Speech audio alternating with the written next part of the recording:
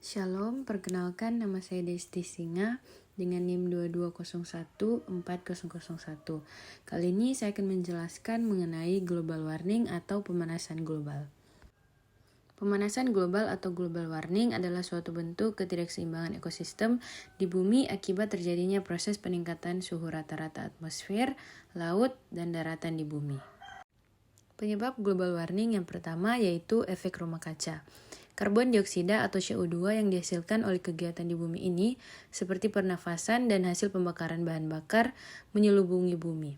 Karena kadarnya sudah berlebihan, maka CO2 seolah seperti kaca yang menutupi permukaan bumi. Selain karbon dioksida, juga sulfur dioksida dan metana pun sama seperti CO2, menyelubungi bumi layaknya sifat kaca. Gas-gas yang melapisi tadi akan memantulkan infrared dari matahari yang seharusnya dikembalikan lagi ke angkasa. Yang kedua, efek umpan balik. Selain efek rumah kaca, efek umpan balik juga memberi pengaruh pada pemanasan global. Umpan balik di sini contohnya adalah penguapan air. Semakin banyak pemanasan yang terjadi akibat efek rumah kaca, karbon dioksida semakin melimpah uap air yang membuang ke atmosfer. Uap air sendiri ternyata memberi efek rumah kaca, seperti gas CO2. Pemanasan yang terus terjadi itu menambah jumlah uap air secara terus-menerus hingga akhirnya tercapai kesetimbangan konsentrasi uap air. Efek rumah kaca dari penguapan air disinyalir lebih besar dari efek rumah kaca gas CO2 yang menghasilkannya. Umpan balik yang kedua disebabkan penguapan awan. Jika dilihat dari bawah, memang awan terlihat memantulkan lagi radiasi ke permukaan. Akibatnya akan terjadi peningkatan efek pemanasan. Namun, lain lagi jika kita mengintipnya dari atas. Dari atas, awan terlihat memantulkan lagi radiasi inframerah kembali ke angkasa, sehingga menurunkan panas dan ada efek pendinginan.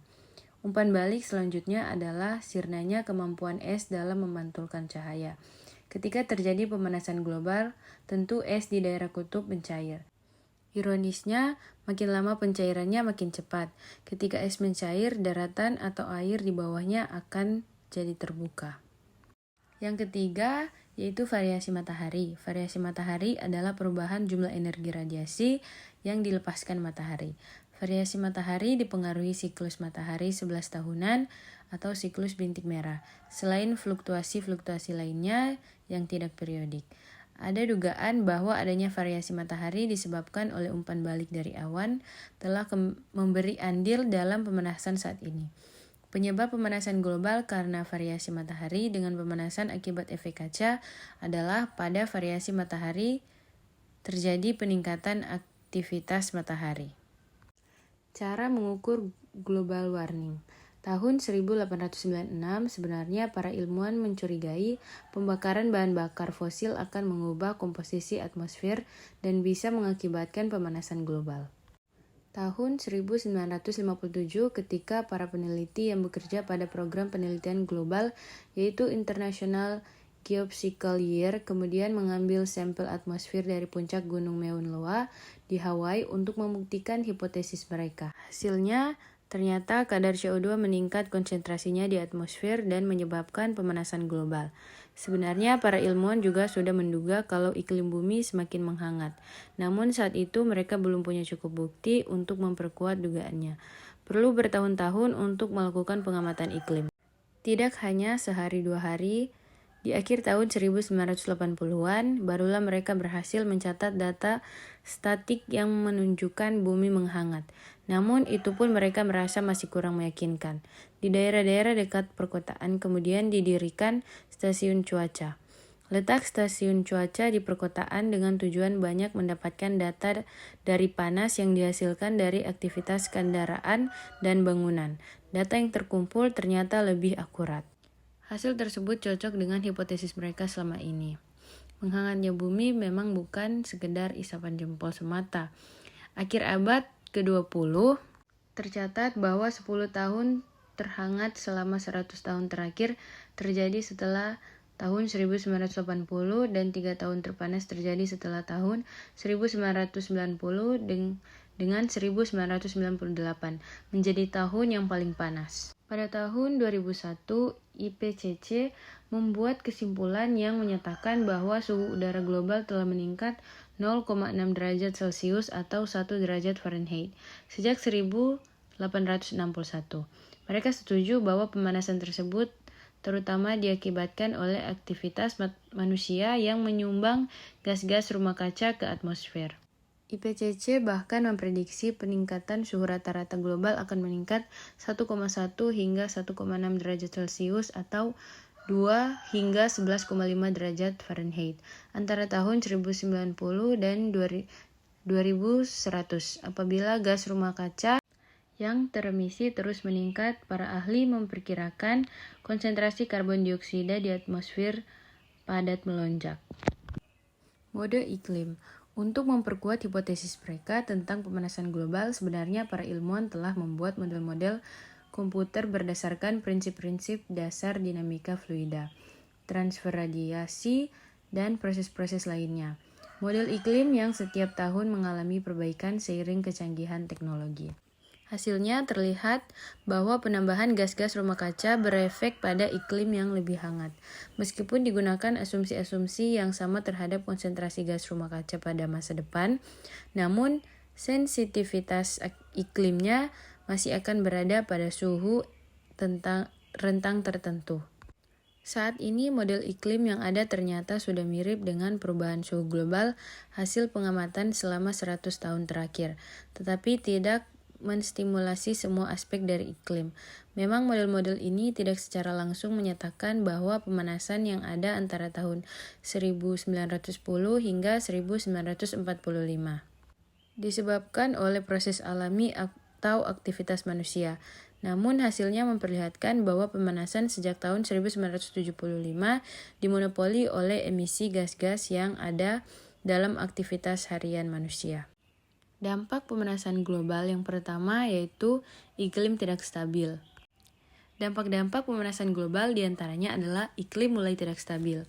Eits, cek dulu, pada tahu nggak nih apa itu iklim? Apa bedanya iklim dengan cuaca? Jadi, iklim adalah situasi rata-rata cuaca yang meliputi daerah yang luas dengan waktu yang lama. Sementara cuaca adalah keadaan udara pada suatu saat di daerah yang relatif sempit. Faktor-faktor yang mempengaruhi iklim dan cuaca adalah sama, yaitu sinar matahari, suhu, tekanan udara, kelembapan udara, angin, awan, dan curah hujan. Dahulu tahun 1980 atau 1990-an, iklim begitu mudah diperkirakan. Yang kedua, meningkatnya permukaan air laut. Cairnya es di daerah kutub telah menyebabkan volume air laut akan bertambah. Akibatnya akan terjadi peningkatan permukaan air laut.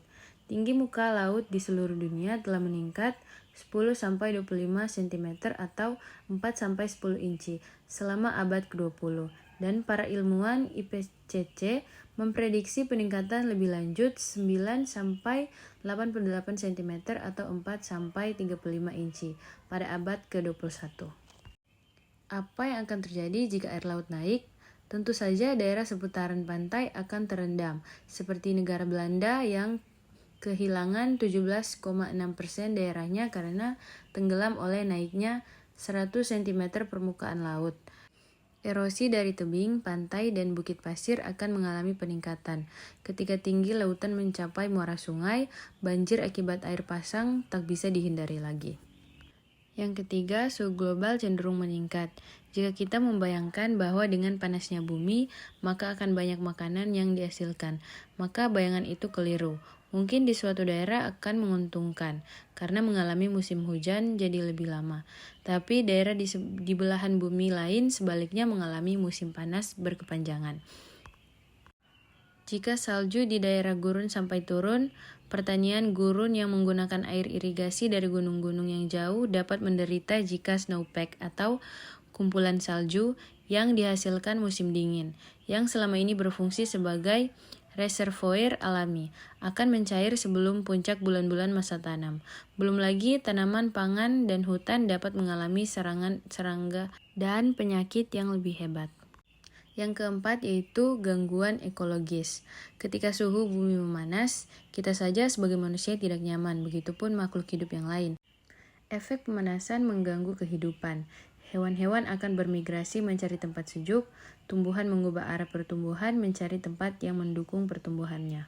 Manusia yang dikaruniai akal mungkin akan melakukan hal yang meminimalisir panas yang muncul. Namun makhluk lain tentu tidak.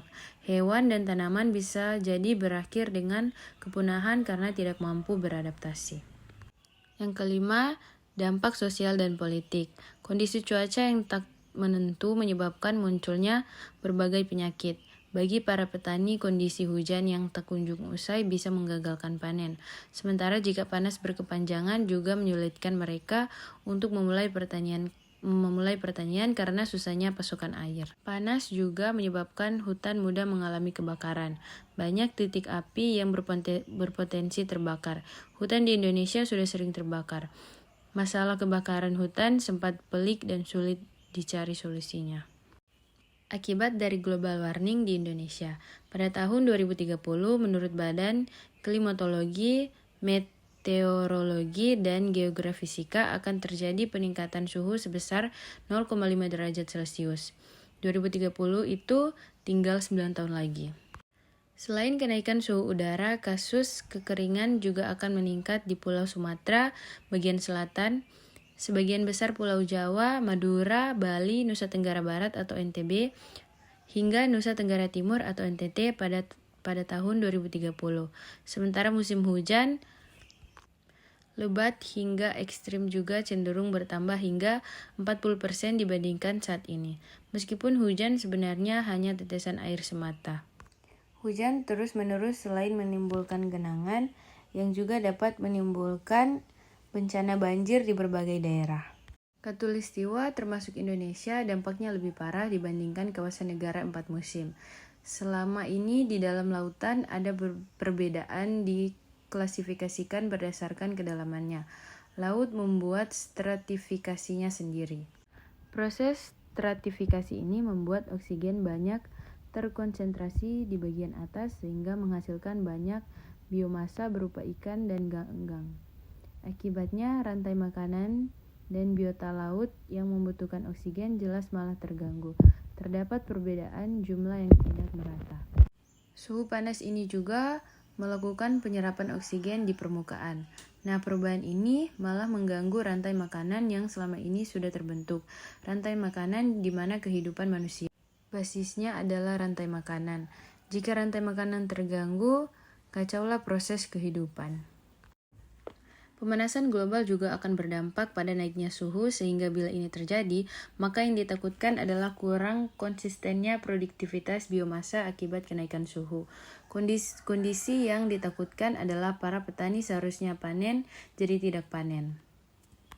Jadi, cara mengatasi global warming yang pertama yaitu konservasi lingkungan seperti melakukan reboisasi penanaman pohon dan penghijauan lahan kritis.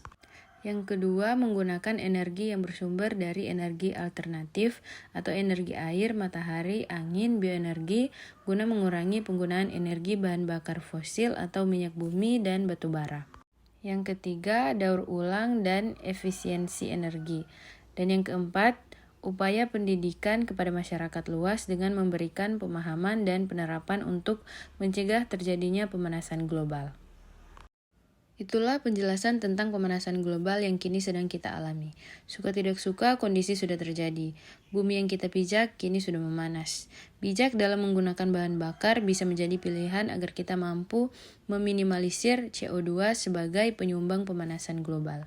Banyak menanam tumbuhan hijau juga bisa menyebabkan emisi CO2 ke atmosfer berkurang. Hal-hal kecil yang dapat manusia lakukan. Jika secara sistematis, maka akan memberikan efek luar biasa. Mari sayangi bumi ini, hanya ini warisan kita untuk anak cucu kita nanti. Terima kasih.